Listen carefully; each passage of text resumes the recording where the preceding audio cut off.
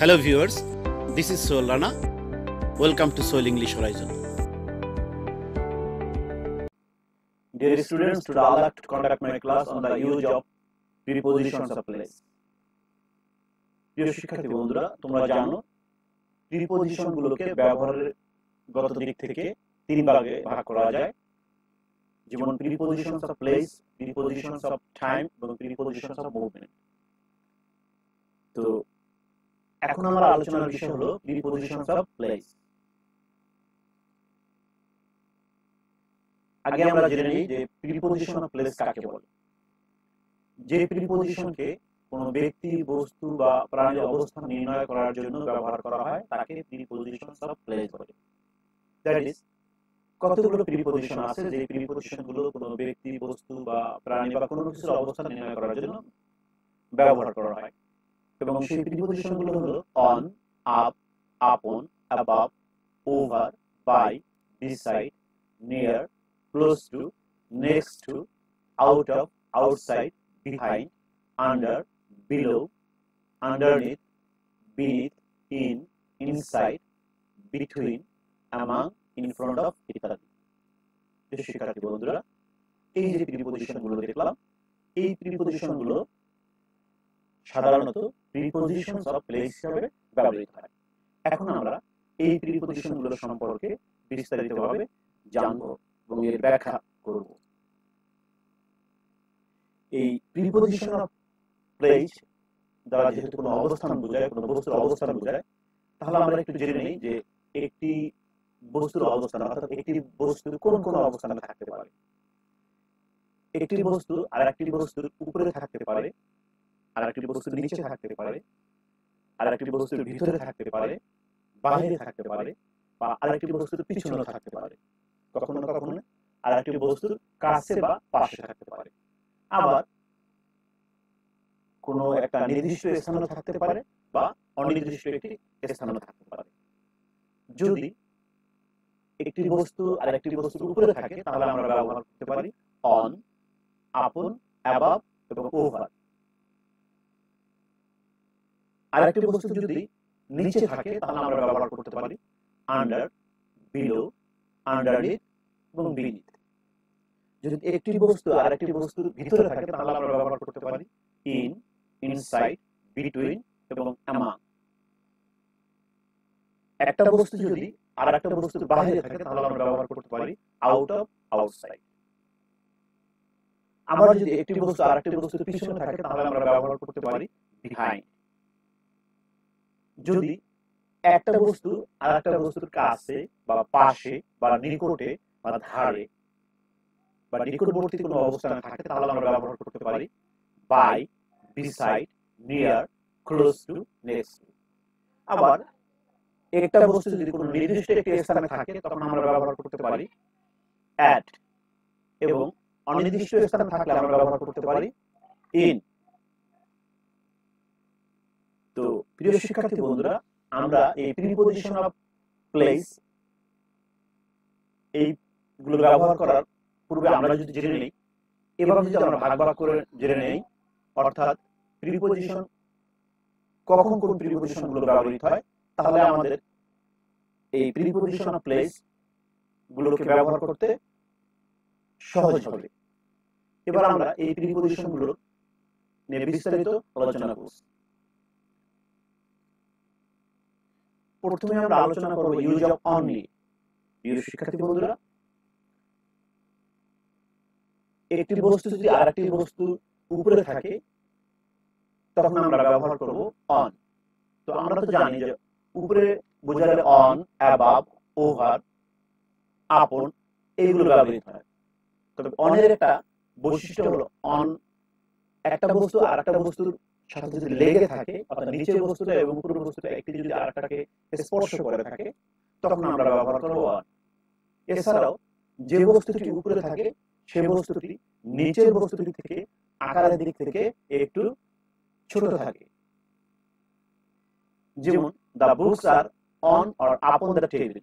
এখানে উপরের যে বইগুলো সেই বইগুলো টেবিলের উপরে আছে, আর টেবিলের উপরে কিভাবে আছে, অবশ্যই টেবিলের উপরে বইগুলো স্পর্শ করে আছে এবং আকারগত দিক থেকে বইয়ের বইয়ের সাইজগুলো ছোট এবং টেবিলের সাইজ বড়। তাহলে আমরা এখানে অন সম্পর্কে সুন্দর একটি ধারণা পেলাম।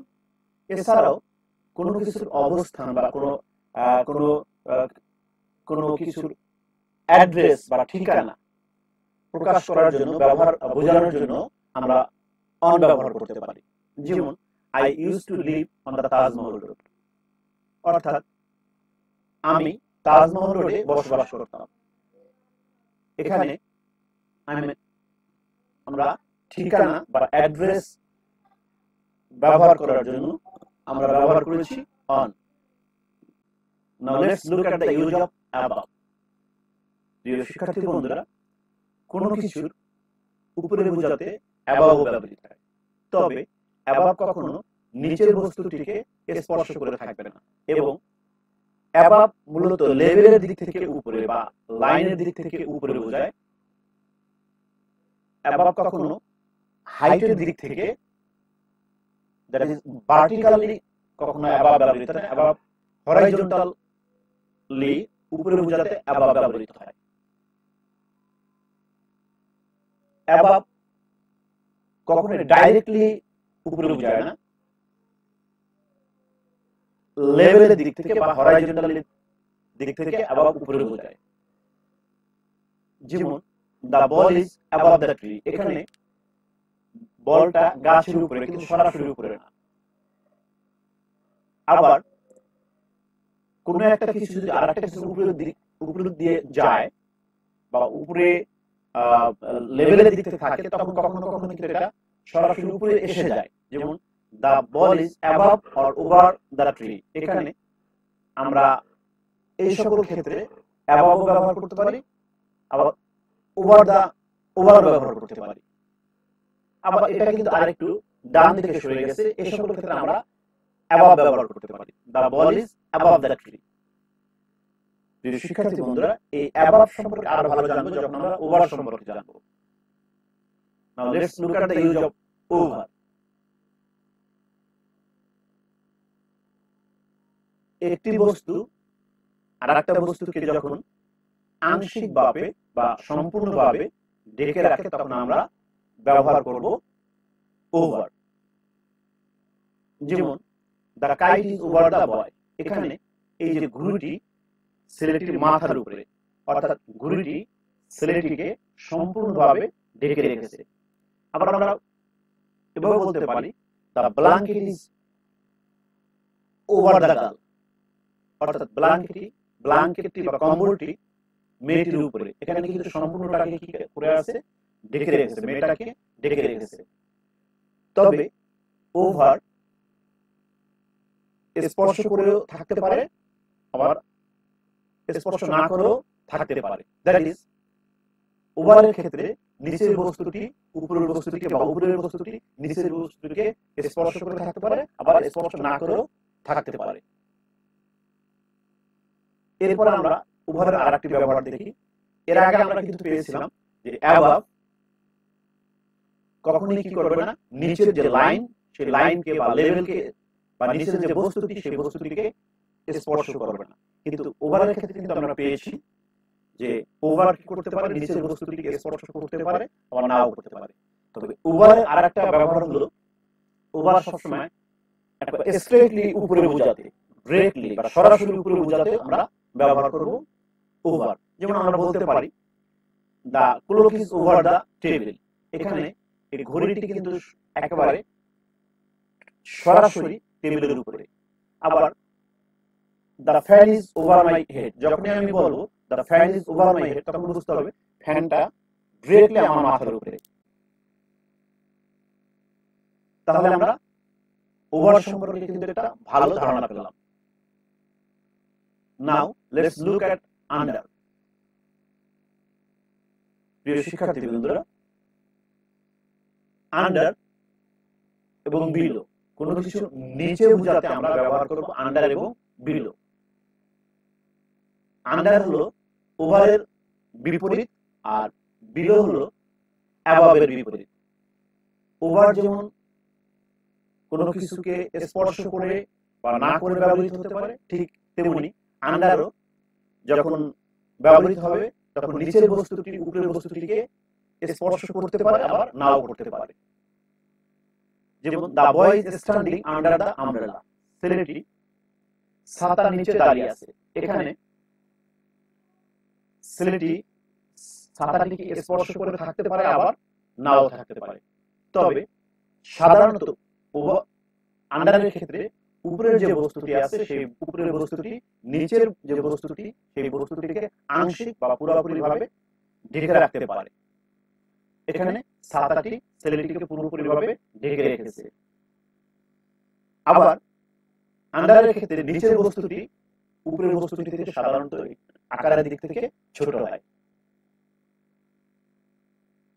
বিলো, এটা হলো সম্পূর্ণই অ্যাবাবের বিপরীত। অ্যাবাব যেমন লেভেলের উপর দিয়ে চলে, ঠিক বিলো হলো লেভেল বা হরাইজন্টাল যে বার নিচে ব্যবহৃত হয়। অর্থাৎ বিলো কখনোই কি করবে না, যে হরাইজন্টাল যে লেভেলটা থাকবে সেই লেভেলটাকে কখনোই স্পর্শ করবে না। বিলো যখন কোনো কিছু নিচে বসবে তখন যার নিচে বসবে বা যার নিচে অবস্থান করবে তাকে কখনোই স্পর্শ করবে না। যেমন দা বল ইজ বিলো দা বার, এখানে এই যে বার পোস্ট এবং যে বার পোস্টটি আছে এই বলটি হলো বার পোস্টের নিচে, কখনোই কিন্তু স্পর্শ করেনি। দ্যাট ইজ অ্যাবাভ এবং বিলো হলো কোনো একটা কিছুর উপরে বা নিচে, তবে সেই যে বস্তুর উপরে বা নিচে থাকবে তাকে কখনোই স্পর্শ করবে না। প্রিয় শিক্ষার্থী বন্ধুরা, I think you are clear about under and below. Next, look at in front of and before. প্রিয় শিক্ষার্থী বন্ধুরা, কোনো কিছুর সামনে বোঝাতে আমরা ব্যবহার করব in front of অথবা before.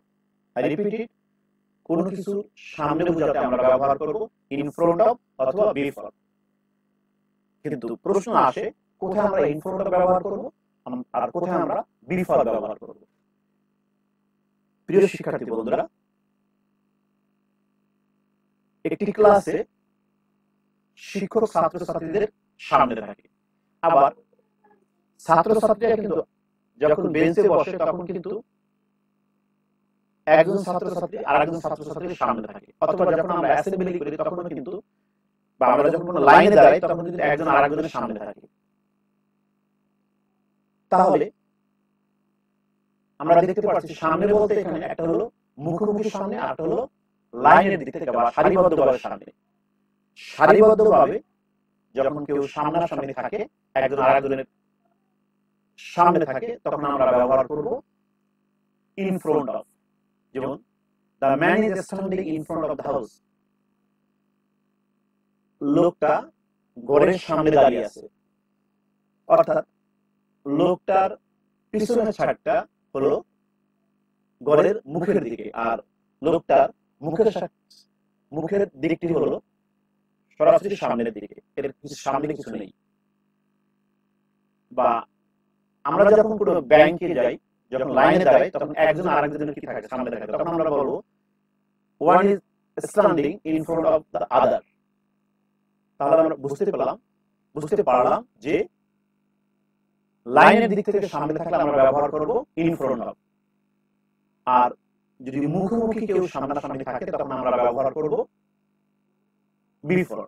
যেমন the woman is sitting before the man। আবার আমরা এভাবে বলতে পারি the man is sitting before the woman। অর্থাৎ এভাবে যদি মুখোমুখি সামনে থাকে তাহলে আমরা ব্যবহার করব before, আর এভাবে যদি লাইনে দাঁড়িয়ে কেউ যদি একজন আরেকজনের সামনে থাকে তখন আমরা ব্যবহার করব in front of। Now let's look at the use of behind। প্রিয় শিক্ষার্থী বন্ধুরা, behind অর্থ পিছনে।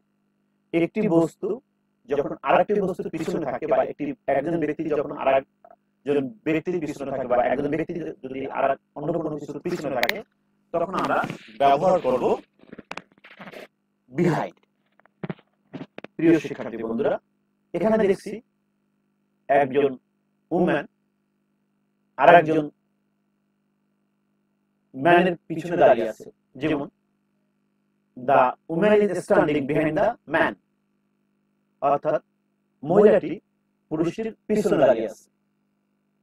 আবার এখানে the girl is peeping behind the curtain, মেয়েটি পর্দার পিছন থেকে উকি মারছে। তাহলে আমরা সহজেই বুঝতে পারলাম যে কোনো কিছুর পিছনে বোঝালে বা কোনো কিছুর পিছনে অবস্থান করলে আমরা ব্যবহার করব behind. Now let's look at the use of in. প্রিয় শিক্ষার্থী বন্ধুরা, in অর্থ মধ্যে, কোনো কিছুর মধ্যে যদি থাকে, কোনো এনক্লোজারের মধ্যে অথবা কোনো সারাউন্ডিং এর মধ্যে যার একটা সীমানা থাকে, সেই সীমানার মধ্যে যদি কিছু থাকে তখন আমরা ব্যবহার করব in। যেমন the bird is in the cage, পাখিটি খাঁচার মধ্যে। এভাবে আমরা বলতে পারি she is in the kitchen, I am in the reading room। এই যে কিচেন এবং রিডিং রুম, এটার কিন্তু একটা এনক্লোজার আছে। I am in the reading room, তার মানে আমার রিডিং রুমের একটি আয়তন আছে, একটি এনক্লোজার আছে। the pen is in the pocket, এখানেও কিন্তু এটার একটা এনক্লোজার আছে বা একটা সারাউন্ডিং আছে। she is in the pond, সে পুকুরের মধ্যে, তার মানে পুকুরের কিন্তু একটা আয়তন আছে। এরকম কোনো কিছুর মধ্যে বোঝালে আমরা ব্যবহার করব in। এখানে এই যে খাঁচাটি আছে, এই খাঁচাটি কিন্তু এটা মানে এই পাখিটি খাঁচার মধ্যে, দ্যাট ইজ এনক্লোজারের মধ্যে। আবার অনির্দিষ্ট কোনো স্থানের মধ্যে বোঝালে, অনির্দিষ্ট কোনো স্থানের মধ্যে যদি আরেকটা কিছুর অবস্থান থাকে তখন আমরা ব্যবহার করব in। যেমন he lives in ঢাকা। প্রিয় শিক্ষার্থী বন্ধুরা, ঢাকার কিন্তু একটা এরিয়া আছে, একটা এনক্লোজার আছে, ঢাকার একটা আয়তন আছে। এই আয়তন, ঢাকার আয়তনটা কিন্তু অনেক বড়। এখন যদি বলি he lives in ঢাকা, সে ঢাকায় থাকে, কিন্তু ঢাকায় কোন স্থানে থাকে, কোন জায়গায় থাকে, এটা কিন্তু নির্দিষ্ট না। এরকম অনির্দিষ্ট কোনো স্থান বোঝালে আমরা ব্যবহার করব in। যেমন এখানে he lives in Dhaka, this is the picture of Dhaka. তো প্রিয় শিক্ষার্থী বন্ধুরা, আমরা in এর ব্যবহার খুব সুন্দরভাবে বুঝতে পারলাম। Now let's look at the use of between. প্রিয় শিক্ষার্থী বন্ধুরা, যদি দুইয়ের মধ্যে বোঝায়, দুটি ব্যক্তি, দুটি বস্তু বা দুটি স্থান, যে কোনো কিছু দুটির মধ্যে বোঝালে আমরা ব্যবহার করব between। আর দুইয়ের অধিক হলে আমরা ব্যবহার করব among। Be clear? যদি দুইয়ের মধ্যে হয় তখন আমরা ব্যবহার করব between, আর দুইয়ের অধিক হলে বা অনেকের মধ্যে হলে আমরা অবশ্যই ব্যবহার করব among। তবে অনেকের মধ্যে বলতে দুইয়ের বেশি হতে হবে। যেমন the child is between the father and the mother, শিশুটি তার বাবা এবং মায়ের মাঝে দাঁড়িয়ে আছে, দুজনের মাঝে, এজন্য আমরা ব্যবহার করছি এখানে between। অপরদিকে the woman is sitting among the children, মহিলাটি তার সন্তানদের মাঝে বসে আছে। এখানে অনেকগুলো সন্তান, অর্থাৎ দুইয়ের অধিক, এই জন্য আমরা ব্যবহার করলাম among। আমরা যদি বলি distribute the mangoes among the boys, তখন আমরা বুঝবো এখানে দুইয়ের বেশি বালক আছে। যদি বলি distribute the mangoes between two boys, তখন আমরা বুঝবো যে আমগুলো দুইজন বালকের মধ্যে ভাগ করে দাও। প্রিয় শিক্ষার্থী বন্ধুরা, তাহলে আমরা between এবং among সম্পর্কে একটি ধারণা পেলাম। Dear students, now let's look at the use of outer and outside. Picture দেখে বোঝা যাচ্ছে যে কোনো কিছুর বাইরে অবস্থান করলে, অর্থাৎ একটা বস্তু যদি আরেকটা বস্তুর বাইরে অবস্থান করে, তখন আমরা ব্যবহার করব আউট অফ অথবা আউটসাইড। আমরা আউট অফ ব্যবহার করতে পারি, আউটসাইড ব্যবহার করতে পারি। যেমন the pen is out of the box, the man is standing outside the house।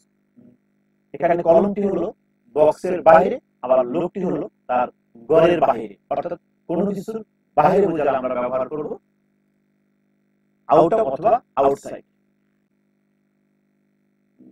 Now let's look at the use of by, beside, next to, close to।